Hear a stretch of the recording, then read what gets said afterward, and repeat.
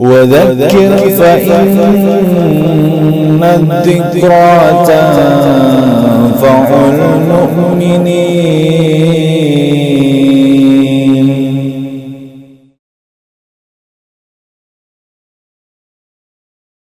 Bismillah wassalatu wassalamu ala Rasulillah sallallahu alaihi wasallam. Ayyuhal ikhwan rahimani wa rahimakumullah. Pada kesempatan yang baik ini, marilah kita sama-sama kembali membaca dan membahas hadis-hadis yang pernah disampaikan oleh Rasulullah sallallahu alaihi wasallam. Adapun hadis yang kita hendak sama-sama baca dan bahas adalah sebuah hadis yang diriwayatkan oleh Abu Hurairah radhiyallahu anhu yang terdapat di dalam riwayat Imam Bukhari, baik itu di dalam kitab sahihnya atau dalam kitab Al-Adab Al-Mufrad, serta juga terdapat dalam kitab Sahih Muslim. An Abi Hurairah radhiyallahu anhu qala sami'tu Rasulullah sallallahu alaihi wasallam yaqul, dari Abu Hurairah radhiyallahu anhu qala berkata Abu Hurairah, sami'tu aku pernah mendengar Rasulullah sallallahu alaihi wasallam yaqulu bersabda. Rasulullah bercerita, kata beliau, ma takallama mauludun minan nas fi mahdin illa Isa bin Maryam alaihi salam wa sahibu Juraij. Ma tidaklah takallama berbicara, tidaklah berkata-kata, mauludun yaitu bayi atau orang yang atau anak yang baru dilahirkan, minan nas di antara manusia, fi mahdin ya di dalam buayan, ketika masih bayi ya, jadi ketika masih dalam buayan, masih dalam gendongan ibunya, illa kecuali Isa bin Maryam, kecuali Nabi Isa putra Maryam alaihi salam, wa sahibu Juraij, dan juga yang kedua adalah anak kecil yang masih dalam buayan pada masa Juraij. Nah, jadi ada dua bayi yang masih dalam buayan orang tuanya atau ibunya yang dapat berbicara, yaitu pertama adalah Nabi Isa yang dikenal di dalam kisahnya dalam Al-Quran, dan yang kedua adalah ada seorang bayi yang ia berbicara di masa yaitu Juraij, seorang ahli ibadah, sebagaimana nanti akan dijelaskan. Kila kemudian ditanyakan, yaitu kepada Rasulullah sallallahu alaihi wasallam, ya Nabi Allah, wa ma sahibu Juraij, ya Rasulullah, siapakah sahibu Juraij, siapakah bayi yang ada pada masa Juraij itu? Qala, lalu Nabi bercerita, fa inna Juraijan kana rajulan rahiban fi sawma'atin lahu. Inna Juraij, sesungguhnya Juraij itu kan adalah rajulan rahiban, dia seorang rahib, dia adalah seorang pendeta, dia adalah merupakan ahli ibadah, fi sawma'atin lahu, yang berada di dalam rumah peribadatannya, yaitu di dalam gerejanya.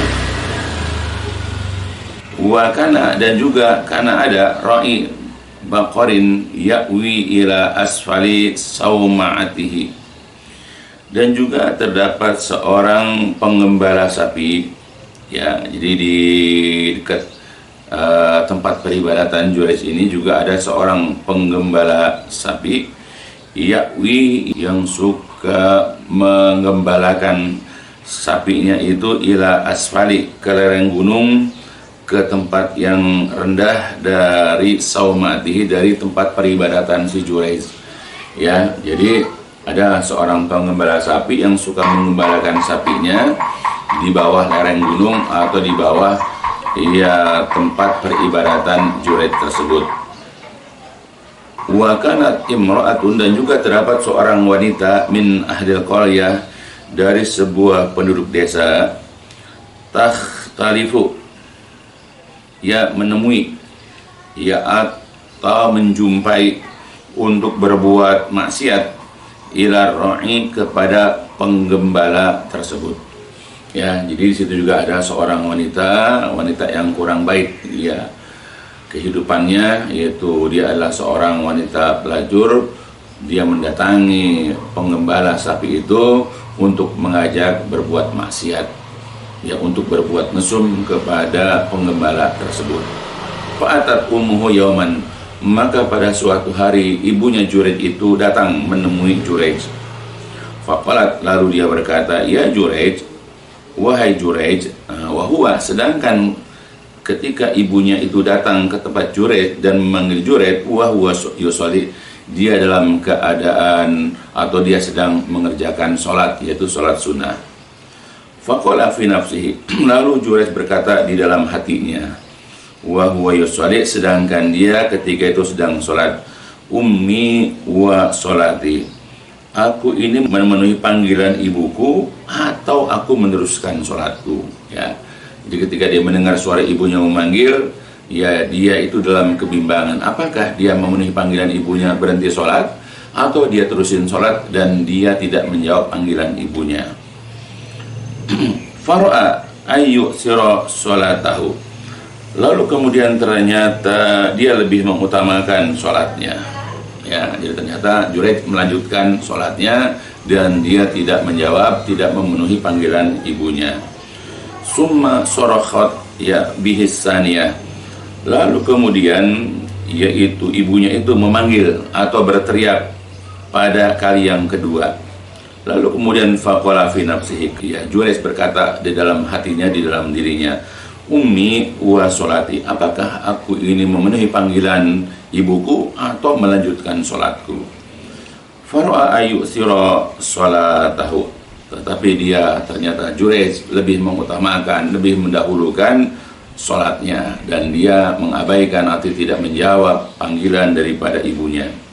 Summa sorokhat bihisaniyah, lalu kemudian ibunya memanggil, ya pada kali yang ketiga ibunya kembali berteriak memanggil ya Juraij pada kali yang ketiga.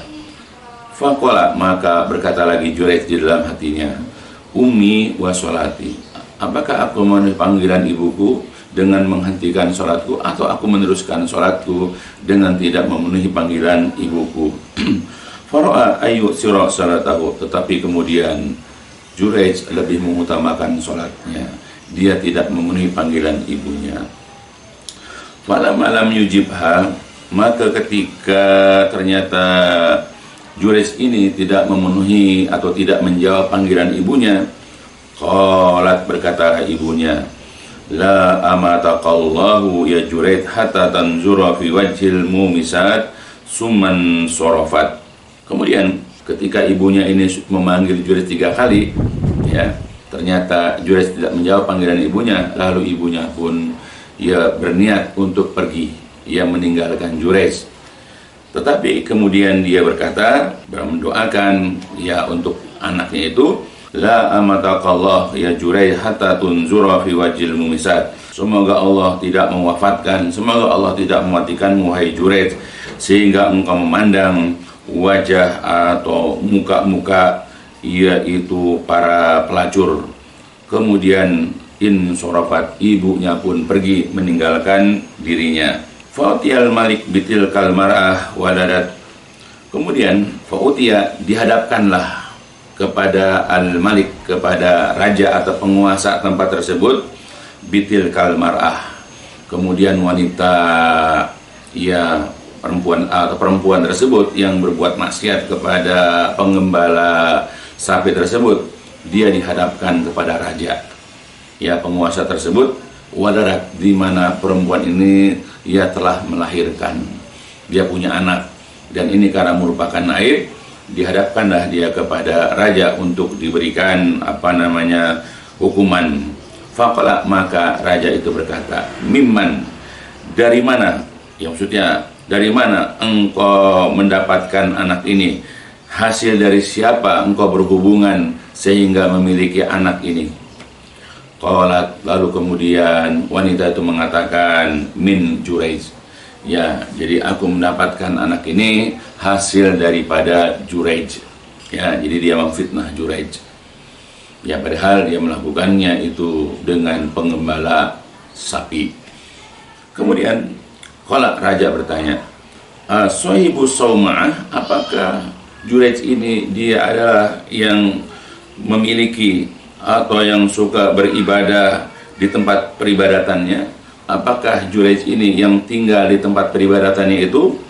Qalat, wanita itu berkata, "Na'am, iya betul, Juraij betul yang menempati, yang beribadah di tempat peribadatannya."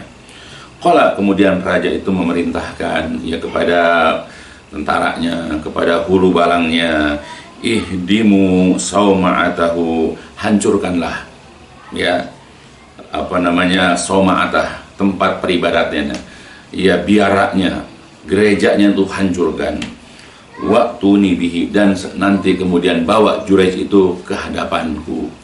Ya, bawa Juraij ke hadapanku. Fa durabu sauma'atahu bil fu'us hatta waqa'at. Kemudian mereka pun menghancurkan, memukul ya tempat peribadatan tersebut, biara tersebut dengan fu'us, yaitu dengan kampak, ya, dengan palu besar, hatta waqat, sehingga rata dengan tanah. Faja'alu yadahu ila uniki bihablin, lalu mereka mengikat tangannya sampai ke punuknya, sampai ke lehernya dengan tali. Summan tuliqa bihi, kemudian dihadapkanlah dia ke hadapan raja. Famurra bihi alal mumisat, lalu kemudian dia dilewatkan. Ketika dibawa ke raja, ya maka Juraij lewat di hadapan para wanita pelacur. Fara'ahunna, lalu Juraij melihat wanita-wanita tersebut. Fatabassama, lalu dia tersenyum. Ya, dia merasakan apa yang diucapkan ibunya sudah menimpa dirinya. Itulah doa ibu, ya, makbul.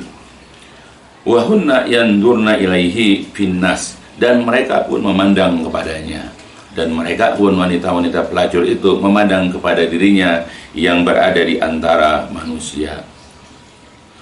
Faqala al-malik, lalu raja itu berkata, ya, bertanya kepada Juraij, ma taz'umu hadihi, siapa ini, ya, atau apa bayi ini menurut engkau?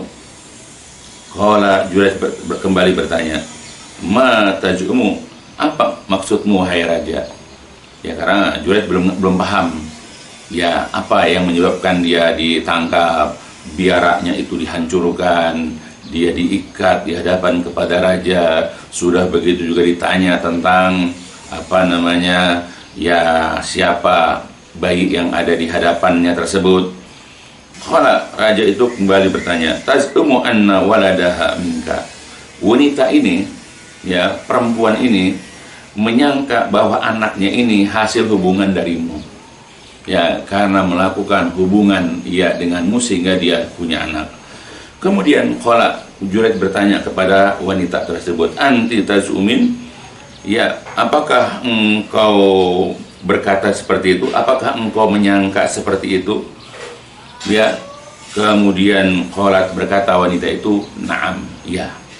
Ya, artinya dia menegaskan bahwa bayi ini adalah hasil hubungannya dengan Juraij.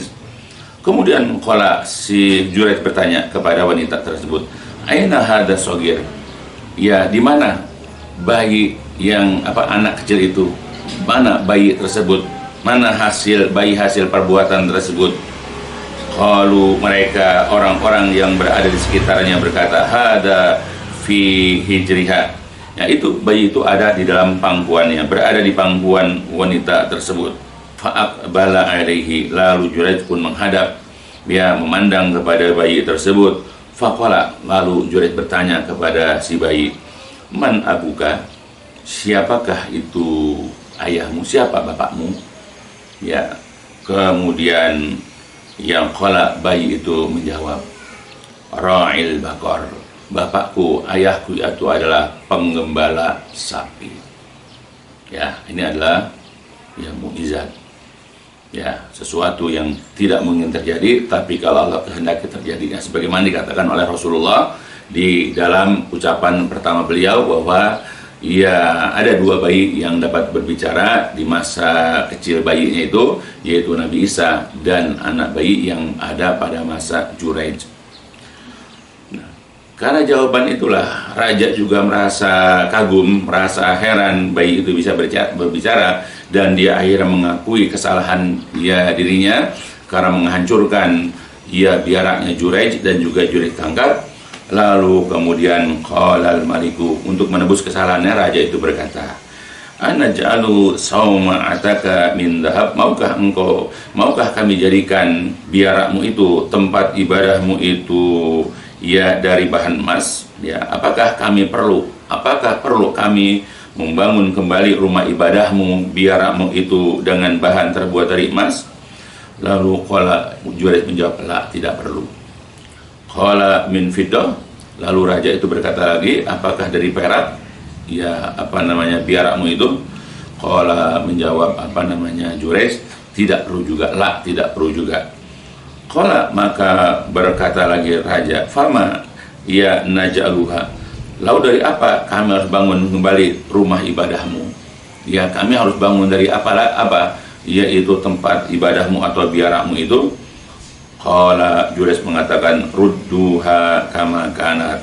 Kemudian Juraij menjawab, bangunlah tempat ibadah atau biara itu seperti sedia kala, dari bahan yang seperti sedia kala.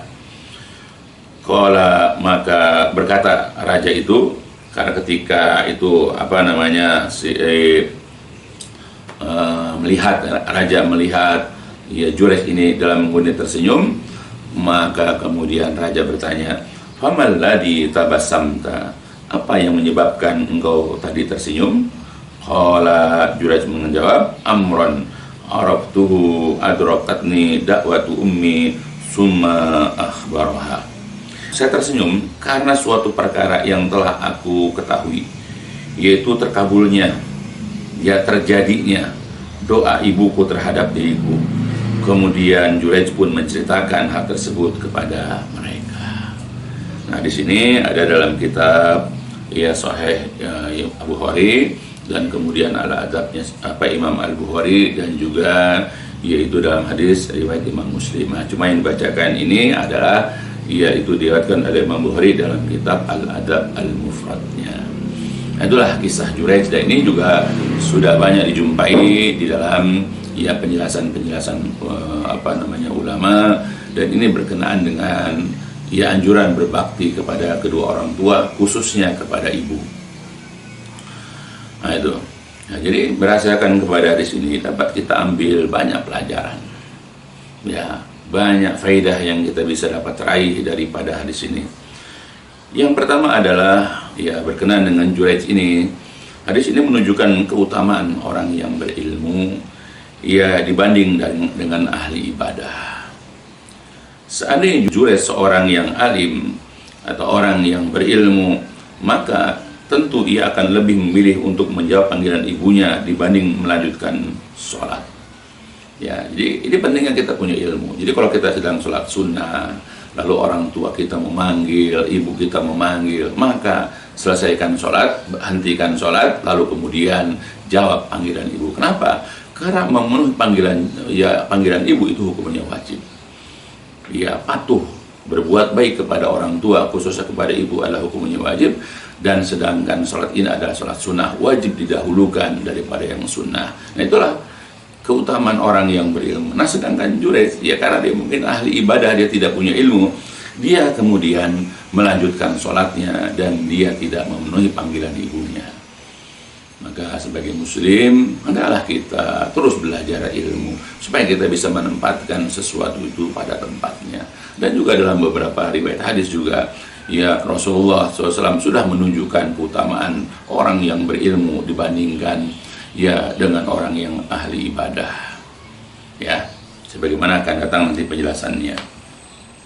Jadi yang kedua yang bisa kita ambil dalam hadis ini, bahwa jadi ibadah sholat itu tidak hanya diturunkan untuk umat Islam, tapi juga kepada umat-umat sebelumnya. Adapun mengenai tata caranya, ya kemudian juga gerakan-gerakan bacaannya, ya Allah lah yang lebih tahu. Ya tentu ya setiap cara dari peribadatan ini berbeda karena Islam itu adalah menyempurnakan. Jadi di masa kita sekarang ini tata cara ibadah sholat kita ini lebih sempurna dibandingkan ya umat-umat sebelumnya. Tetapi hadis ini dan juga di dalam banyak ayat bahwa sholat ini bukan hanya diperintahkan, bukan hanya dianjurkan kepada umat Islam, tapi juga kepada umat-umat sebelumnya. Contohnya Juraij. Ya, begitu juga kisah mengenai Nabi Sulaiman. Begitu juga yang Allah perintahkan kepada Nabi Isa dan seterusnya. Jadi Allah perintahkan kepada mereka untuk sholat. Ya, jadi perintah sholat bukan hanya diperuntukkan untuk kaum muslimin saja atau umat Nabi Muhammad saja, tetapi juga diperuntukkan untuk umat-umat sebelumnya. Kemudian yang ketiga adalah faedah yang ketiga adalah seorang anak harusnya berhati-hati dengan kemarahan, dengan kejengkelan, dengan kekesalan orang tuanya. Karena jika ia sampai membuat orang tua marah, lalu orang tua mendoakan keburukan, ya mendoakan kejelekan, ya maka itu doa yang mudah diijabah, mudah dikabulkan oleh Allah. Ya, hati-hati. Jadi hendaklah menjaga sikap, menjaga perilaku. Jangan sampai orang tua itu marah. Bayangkan, ini kesal ibunya itu karena sedang sholat, Juraij itu tidak memenuhi panggilan. Gimana kalau hal yang lain yang bukan ibadah, misalnya ketika anak sedang berbincang-bincang dengan temannya, atau sedang bermain game, sedang nonton televisi, atau perkara-perkara dunia lain yang hukumnya mubah atau bahkan hukumnya itu makruh atau bahkan yang haram. Ketika orang tua memanggil, tentu harus lebih didahulukan. Sedang amalan sunnah saja, yaitu sholat sunnah, itu harus dihentikan untuk memenuhi panggilan orang tua. Apalagi cuma perbuatan, kegiatan-kegiatan yang sifatnya mubah, apalagi makruh, maka panggilan seruan orang tua itu harus lebih didahulukan. Ya, maka ini harus jadi pelajaran buat anak-anak yang masih memiliki kedua orang tua. Janganlah kuping itu ditutup dengan headset sehingga orang tua ketika memanggil, ya kemudian tidak mendengar panggilan orang tua, sehingga orang tua karena tidak memahami dia kesal, lalu kemudian dia mendoakan keburukan ya untuk anaknya. Ya, maka boleh jadi dengan doa kepada anak itu Allah kabulkan, maka celakalah dan binasalah kita sebagai anak. Alhamdulillah. Yang keempat adalah bukti doa jelek, doa buruk dari ibu. Ya, terkabul karena Juraij akhirnya dipertontonkan di hadapan wanita pelacur sebagaimana doa ibu. Ya, doa ibunya. Nah, ini bisa lihat bagaimana doa seorang ibu dikabulkan. Nah, ini kisah bagaimana Juraij didoakan yaitu keburukan yaitu oleh ibunya. Ya, sehingga dia dipertontonkan di hadapan orang oleh para pelacur, dan dia juga tersenyum melihat para pelacur. Tersenyum itu bukan kenapa dia membenarkan, karena dia tahu, ya dia dengar ibunya mendoakan begitu, ya maka itu jadi pelajaran buat dia bersikap kepada ibu. Dan kita juga sebagai orang tua hendaklah berhati-hati, hendaklah juga harus belajar menahan emosi dan sabar ketika anak kita membuat kita kesal. Jangan mudah-mudahkan diri untuk mendoakan keburukan kepada anak. Apalagi Rasul juga pernah bersabda, la tadu ala auladikum, janganlah kalian mendoakan keburukan kepada anak-anak kalian. Kalau ingin mendoakan, kalau kita kesal sama anak, kalau kita jengkel kepada anak dan ingin mendoakan, jangan doakan keburukan, tapi doakanlah kebaikan. Kita berharap ya dengan doa kita maka terkabul, dia menjadi anak-anak yang soleh. Dan bagi kita barangkali yang pernah terlanjur mendoakan keburukan, ya untuk anak-anak kita, mohon ampunlah kepada Allah, dan kita mohon Allah kita mohon kepada Allah agar Allah mencabut doa buruk kita supaya tidak terkena kepada anak-anak kita, sehingga anak-anak kita terbebas dari doa buruk kita. Ya, tapi ya, bagi yang belum pernah mendoakan keburukan, maka berhati-hatilah, jangan memudah-mudahkan diri mendoakan keburukan. Jadi kerjasama dengan anak-anak, jangan bikin kesal. Kita juga orang tua harus sabar dan dapat mengendalikan emosi. Selanjutnya adalah yang kelima, berbakti kepada kedua orang tua, khususnya kepada ibu, itu adalah perkara yang sangat penting, perkara yang wajib, dan bahkan termasuk akhlak yang mulia. Nah, jadi kalau kita ingin memiliki akhlak yang mulia, dan kita tahu ya keutamaan akhlak yang mulia, banyaklah disebutkan di dalam hadis-hadis tentang keutamaan akhlak yang mulia, ya, karena sangat mulia di sisi Allah ya orang yang memiliki akhlak mulia ini. Nah, di antaranya adalah bagaimana kita bersikap kepada kedua orang tua, khususnya kepada ibu. Ya, segera penuhi panggilan ya orang tua kita, khususnya ibu. Tunaikan perintahnya selama tidak kepada kemaksiatan. Berhenti kalau dia larang, laksanakan kalau itu perintah. Ya, jadi berbakti kepada orang tua, khususnya kepada ibu, adalah merupakan hal yang sangat penting dan termasuk akhlak yang mulia. Yang keenam adalah Jurayj menunjukkan sikap yang benar ketika menghadapi masalah, yaitu harus yakin akan pertolongan Allah. Ya, jadi ketika dia dirubuhkan biaranya, tempat ibadahnya, dan dia pun ditangkap dalam kondisi diikat ya tangan ke lehernya, ya dia menyerahkan semuanya kepada Allah. Dia bersikap yang benar, ya, dan seterusnya, sehingga dengan caranya Allah membebaskan Jurayj. Ya, Allah membela Jurayj dengan caranya, yaitu membuat anak bayi itu berbicara. Yang ketujuh adalah juhudnya Jurayj. Ya, kita bisa Jurayj itu orang yang juhud. Ya, karena ketika ditawarkan oleh raja, ketika raja tahu bahwa dia itu keliru, salah, ia menghukum Jurayj. Ya, karena ingin menghukum, ya karena dia menyebabkan si wanita itu hamil dan punya anak. Ya, tadi begitu, ternyata Jurayj itu ternyata bebas dari tuduhan karena dia tidak melakukannya. Lalu kemudian menawarkan untuk membangun ulang kembali biara atau tempat ibadahnya dengan emas dan perak.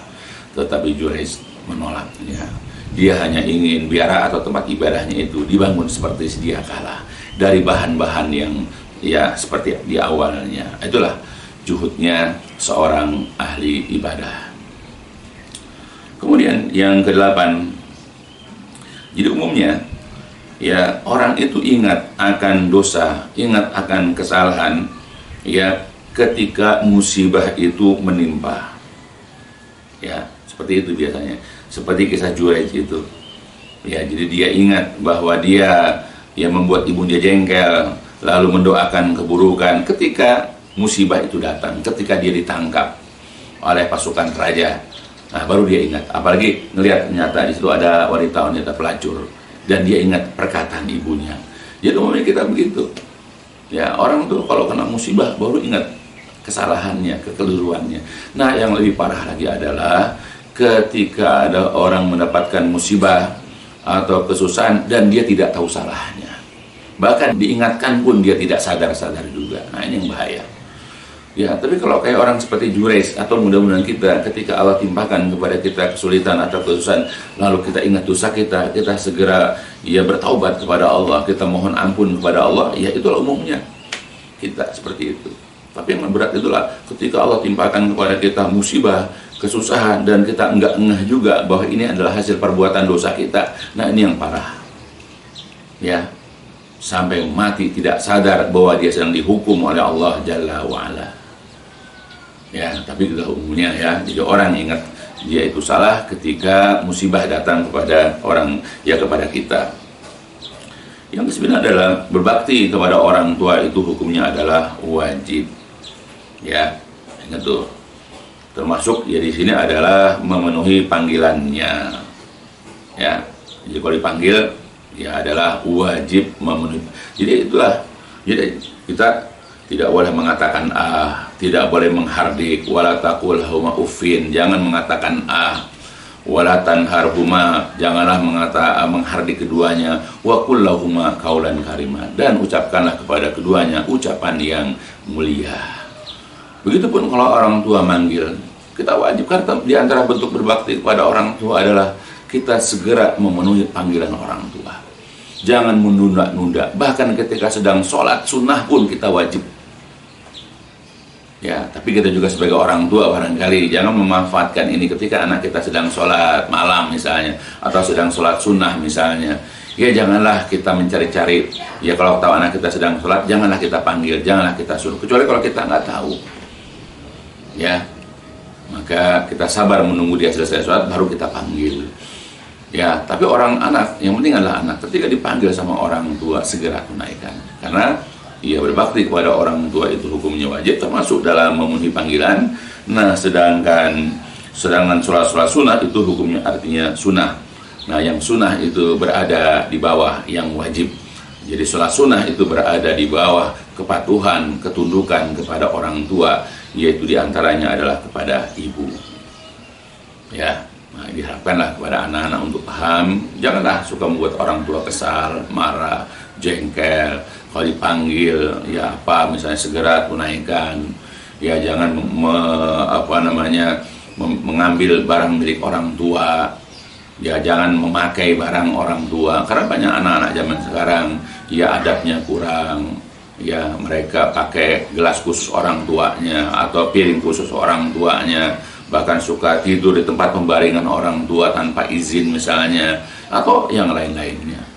Apalagi memiliki barang orang tua. Ya, dia miliki ya kendaraan orang tuanya, dia ambil misalnya lagi, iya katakanlah apa-apa barang yang ada di rumah orang tua dibawa pulang ke rumahnya misalnya. Alhamdulillah, ini adalah merupakan tindakan-tindakan yang mengandung perbuatan durhaka kepada kedua orang tua. Kemudian yang ke-10 adalah doanya Ibu Juraij, ya ibunya Juraij ini tidak berlebihan, yaitu tidak mendoakan Juraij untuk melakukan perbuatan dosa, perbuatan maksiat. Ia hanya didoakan yaitu agar diperlihatkan atau melihat yaitu para pelacur, tidak lebih daripada itu. Dia tidak mendoakan keburukan, misalnya kamu demi Allah kamu tidak akan mati kecuali kamu berzina, kamu mencuri, tidak begitu. Jadi kita juga kalau mendoakan ya orang, ya mendoakan anak, doakanlah kepada kebaikan-kebaikan. Dan kalau juga jangan kita berharap kita doakan anak berbuat maksiat. Ya, jadi doanya ibu Juraij ini, ibunya Juraij ini tidak berlebihan, karena tidak sampai mendoakan keburukan supaya anaknya berbuat maksiat. Kemudian yang 11 adalah yang dapat kita ambil dari kisah Juraij ini adalah tawakal dan keyakinan yang tinggi kepada Allah ya Azza wa Jalla itu, ia akan membuat seseorang keluar dari musibah. Ya, jadi tawakal itu penting sekali. Ya, sebagaimana di dalam ayat Al-Qur'an juga Allah ia mengatakan, ya Allah berfirman, jadi barang siapa yang bertakwa kepada Allah, yaj'al lahu mahraja, maka Allah akan berikan jalan keluar untuknya. Jadi penting kita bertakwa, bertawakal kepada Allah, berserah diri kepada Allah, yakin akan pertolongan Allah. Maka dengan ini pasti ada jalan keluar dari berbagai macam musibah ya atau kesulitan yang menghimpit diri kita. Ya. Selanjutnya adalah jika ada dua perkara, jika ada dua hal yang sama-sama penting, saling bertabrakan, saling bertentangan, maka dahulukan perkara yang paling penting. Ya, seperti ketika bertabrakan antara memenuhi panggilan ibu ataukah sholat sunnah, maka jawabnya adalah panggilan ibu. Nah, ini kan penting, sholat penting, ya ibu penting. Nah, tapi kalau misalnya sholat wajib, ya Allah lebih penting. Tapi ini sholat sunnah, ya artinya tidak dikerjakan pun tidak berdosa. Menghentikan sholat sunnah pun nggak masalah. Ya, maka ketika ada dua kepentingan, ambil yang paling penting, yaitu kepada ibu, karena memenuhi panggilan ibu hukumnya wajib, sedangkan sholat sunnah hukumnya adalah sunnah. Ya, jika ada dua perkara seperti itu. Dan yang ke-13 adalah Allah selalu memberikan solusi, memberikan jalan kemudahan, mengeluarkan dari kesulitan kepada hamba-hambanya, kepada wali-walinya, dari berbagai macam kesulitan yang menimpa mereka. Itu janji Allah. Ya, tanpa diminta pun oleh oleh kita, misalnya oleh wali Allah itu, maka Allah senantiasa akan memberikan kemudahan. Allah akan memberikan kelonggaran dalam kesulitannya. Apalagi kalau kita di dunia ini sering melonggarkan, sering kita ini memberikan kemudahan ya kepada orang-orang yang mendapatkan kesusahan atau kesulitan, maka Allah akan melonggarkan pula ya bagi kita di dunia ini dan kelak di hari kiamat. Karena Allah berjanji lewat nabinya dalam banyak hadis. Jadi barang siapa yang melonggarkan satu kesusahan, yaitu dari seseorang, maka Allah akan melonggarkan kesusahan dari kesusahan dunia dan akhirat. Jadi kalau kita ingin dilonggarkan, diberikan kemudahan, dihilangkan kesulitan-kesulitan kita, biasakanlah kita membantu orang ya dari kesulitan-kesulitannya. Nah, kemudian yang terakhir adalah hadis ini menunjukkan adanya karomah wali, karomah orang yang soleh. Ya, berbeda dengan golongan Mu'tazilah di mana mereka mengingkari, di mana mereka menolak dan tidak percaya dengan adanya karomah tersebut. Ya, dan banyaklah yaitu hadis-hadis ataupun asar-asar ataupun kisah para ulama terdahulu yang menjelaskan bahwa karomah ya orang-orang soleh itu ada. Ya, demikian beberapa hal yang dapat kita ambil dari kisah Jurayj. Ya, mudah-mudahan dengan kisah ini akan memberikan dorongan kepada kita, memotivasi diri kita ya untuk berbakti dan berbuat baik kepada orang tua kita, khususnya kepada ibu. Ya, belajar untuk senantiasa menyiapkan diri memenuhi panggilan mereka dan memenuhi keinginan mereka, dan juga hendaklah kita senantiasa memberikan kebahagiaan, memberikan kesenangan dan ketentraman kepada mereka, dan jangan sampai kita membuat mereka, dan janganlah kita sampai membuat orang-orang tua kita, khususnya ibu kita itu merasakan kesedihan, kegundahan ya yang diakibatkan dari perilaku atau ucapan atau sikap kita kepada mereka. Ya, mudah-mudahan ya kita menjadi anak-anak yang soleh, dan kita juga mudah-mudahan melahirkan nanti anak-anak yang soleh, yang kita insya Allah dapat kembali bersatu, berkumpul dengan orang tua kita, anak-anak kita dan pasangan kita di surganya Allah kelak yang dipenuhi dengan berbagai macam kenikmatan. Itu saja barangkali yang bisa disampaikan, dan ditutup dengan walhamdulillahirrahmanirrahim. Subhanallahumma bihamdika asyhadu an la ilaha illa anta astaghfiruka wa atubu ilaik. الدين النصيحة قلنا لمن يا رسول الله قال لله ولكتابه ولرسوله ولأئمة المسلمين وعامتهم